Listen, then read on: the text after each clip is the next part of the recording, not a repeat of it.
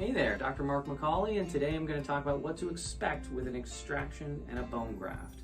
So, if your tooth has to come out, we have to do what's called an extraction on it.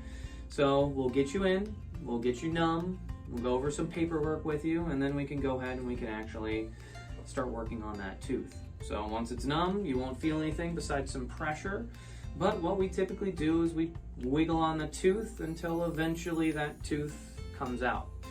Once that tooth comes out, then we've got ourselves a socket. That socket is something that we have to clean out. So we actually clean it out really, really well. We'll flush it with some antiseptics, and sometimes we'll even use a laser around it if there's a big infection, but we want to make sure that socket's nice and clean.